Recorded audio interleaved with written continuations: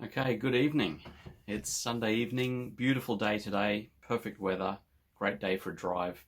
Took the family out and did a little bit of shopping at Indooroopilly. Um, Luckily, it wasn't a few days ago because I think we had COVID cases there. So COVID's sort of happening everywhere. But today, I'm going to talk about everyday carry.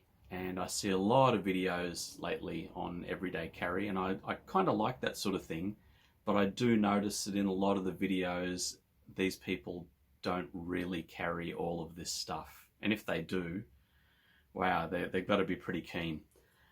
So what I'm going to do is talk about the stuff that I carry every day, and it's not a lot, and I've whittled it down over the years. So let's start with number one. First thing that everyone leaves the house with is their keys. So pretty easy. Just car keys, house key, shed key, that sort of thing. And Tokyo 2020 Olympics. Damn it. We were due to go to Tokyo in 2020. Not for the Olympics, but it was around a little bit earlier than the Olympics. So yeah, and that's the key to the car that I'm driving at the minute. Second thing is phone. The one that I'm using at the minute is an Apple iPhone 12 mini. So really tiny little form factor. You can see the reflection of the ring light in the background. Apologies for that. But yeah, it's a really incredible phone.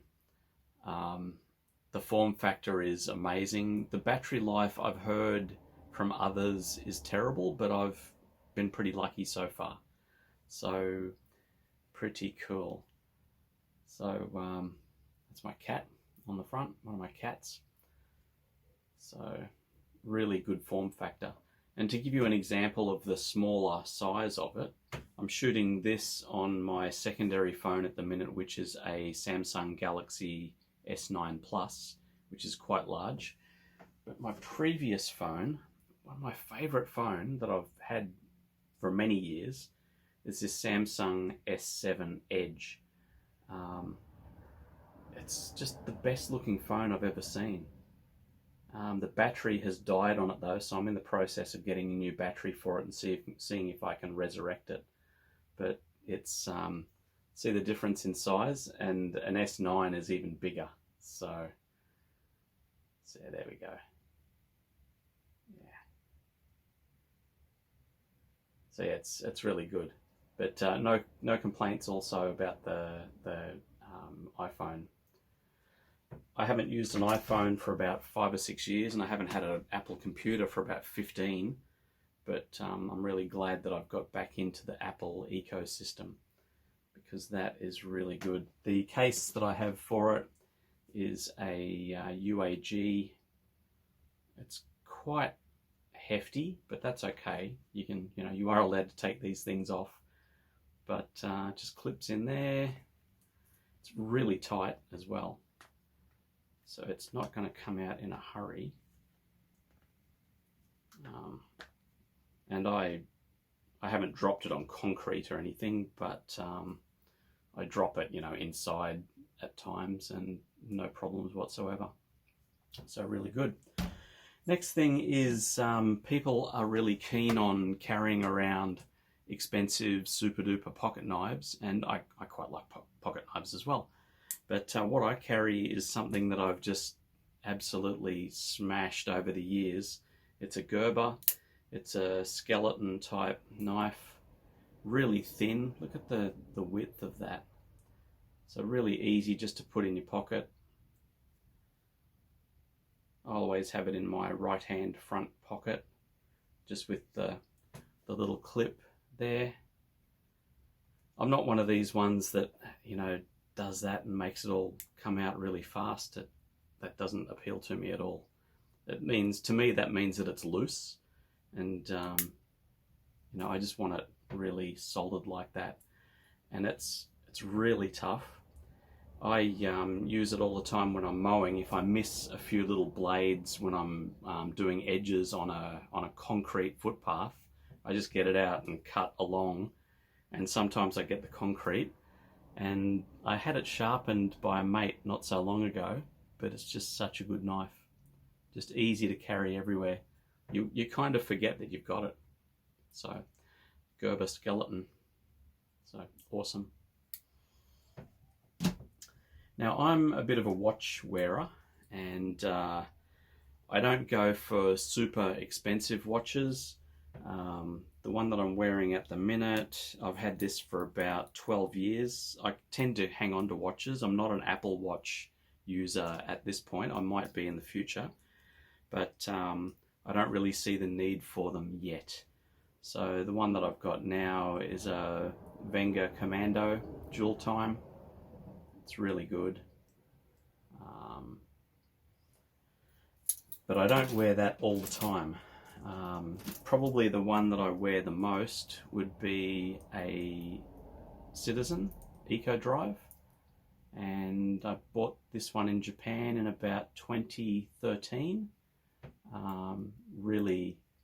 Really tough, and as I say, I just wear them everywhere, and no matter what I'm doing. So they get dirty, they get wet, they get just grime all over them. We live in a hot climate here. So every few weeks I take it off and put it under the tap and just wash it with soap and water, and it just keeps on going. And you never need to put a battery in it either, which is really good. And the third one that I wear probably the most, because I just think it's cool, is a Seiko. It's not an expensive watch. I bought it in Nagano, Japan, probably 2013. They made a really big deal about it when I went to buy it. The customer service in Japan is just incredible. That'll be probably something for another story, but a story for another time. But it was like $300, I'm thinking, and it was almost like I was buying a Learjet off them. They made such a pleasant customer experience about it. It was really good. And to this day, I think I've put one battery in it when I went back to Tokyo a few years later, and it cost like $3. so the battery was $3. So incredible. All right. So those are the things that I carry every day. There you go. The phone just fell off. It's just the old Samsung. But those are the things that I do carry. So everyday carry for me, and everyday use. I think that's the main thing. A lot of people carry stuff, but do they actually use it? And I can put my hand on my heart and say, yeah, I use my watch, I use my phone, I use my keys. And the other thing is my wallet. Now, I just absolutely thrash my wallets, and I lose them all the time. Not lose them, but just misplace them in the house. So I've got a yellow piece of tape that I've just stuck on it. And like I say, I'm not precious about wallets. They just are a thing that carries around, cards, and your license and that sort of thing, and a bit of cash. I bought this in Japan. It's genuine leather. It was probably $20, and it's got some wanky name on it, Roberta Bianchi. I bought it in like a Don Quixote, which is, if you've been to Japan before, it's like a unusual department store where you can buy all sorts of weird things. So, yeah, slimline wallet. And I try not to carry it in my back pocket. I try to carry it either in my front pocket, or if I'm wearing a jacket, in the top of the jacket, which can't come out, obviously. So I try not to have a wallet, do the George Costanza thing, and have a wallet that's that thick and you sit on it and you develop a bad back. So yeah, not much of a thick wallet person, particularly now that no one really carries cash anymore.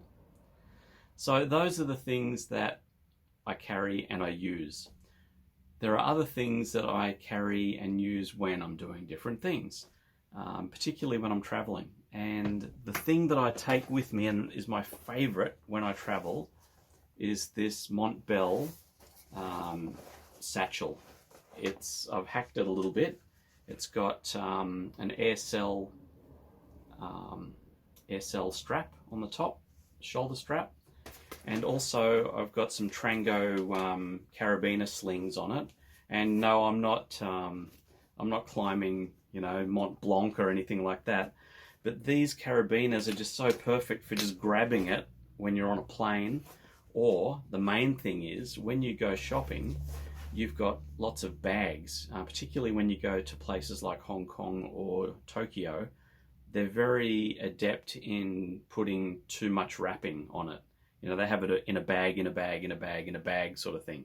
So you come out with all of these bags at the end of the day. So sometimes you want to hook things off you. Also, when you get on a train in Japan, I'm harping on about Japan, but I go there a fair bit, and it'll be great when we can actually travel again. But you need to take your jacket or your shirt off when you get on a train, because the trains are always really warm because the seats are heated. So even in the mid-months like spring and autumn, it's kind of cool outside where you need a thick sort of shirt or a jacket, and then you get on the train and they're really hot. So you can just put that and put it through a loop on the top side of your jacket or your shirt, and then you won't lose it. So you can just hang things off there. So this concertina's out in width as much as you need, pretty much, and it fits a camera in. I usually put a camera in this padded bag, and it goes in the bottom of this, and that's a Montbell one as well. So Montbell is a brand predominantly in Japan and Hong Kong, and it's similar to LL Bean or Kathmandu Mountain Designs, that sort of thing. So an outdoor place where you can buy climbing gear, hiking boots, even ski sort of stuff, particularly in Japan. The other thing that is really good about this is that I don't wear a backpack on trains when traveling in Japan. The reason is that you don't have enough room. You tend to be squished in a little bit. So if you have a form factor of like a thick backpack on your back, you know, you might be this thick through, and then you add a backpack and you're this thick through. So if you just have one of these under here, you aren't taking up much space, and it's a lot easier to maneuver around. So you never really think about these things until you go there, but it's really important. All right, other things. I probably should have mentioned this in the beginning, but glasses and sunglasses. I kind of like the old-fashioned tortoiseshell type glasses. These ones are Ted Baker. They're pretty cool. They've got like a purple pinky or pinky purple paisley sort of thing inside, so they kind of stand out a little bit. Fairly expensive, but I've dropped them. They haven't scratched, they haven't broken, nothing's happened to them, and I've had them for probably, must be coming on 2 years now. Also, when I'm mucking around in the bush, sometimes you do need a knife that's a little bit bigger than a pocket knife. And this is one that I've had since 1983 for my 16th birthday. It's a sterling and really good. Still in perfect condition. Hasn't seen much work, but the steel, the Japanese steel on it is extraordinary. So yeah, it's almost 40 years old. So it's just perfect. So I don't think I'd be taking that to any airports or traveling overseas with it, but there you go. Also, film cameras. I am a bit of a camera buff, as you can see behind me, but I think I kind of have a favorite of the week that I'd like to take around if I'm, you know, putting some film through a camera. This one is a complete tank. It weighs a ton, so you really don't want to carry it anywhere. It's more of a have it in the car with you. But it's a Japanese market Nikomat, and they spell it a little bit differently, Nikomat. But and it's black. So, you know, obviously this is a little bit rare compared to the silver and black cameras in the past. But I bought this in Japan as well. It's about a 1968 model, I believe, 1967, so it's as old as me. And look at the condition that it's in. That's kind of why I love it so much. And it's got a 28mm f3.5 Nikkor lens on it. But it's just, everything is just perfect. Listen to that. It's perfect mechanical camera. So really good. I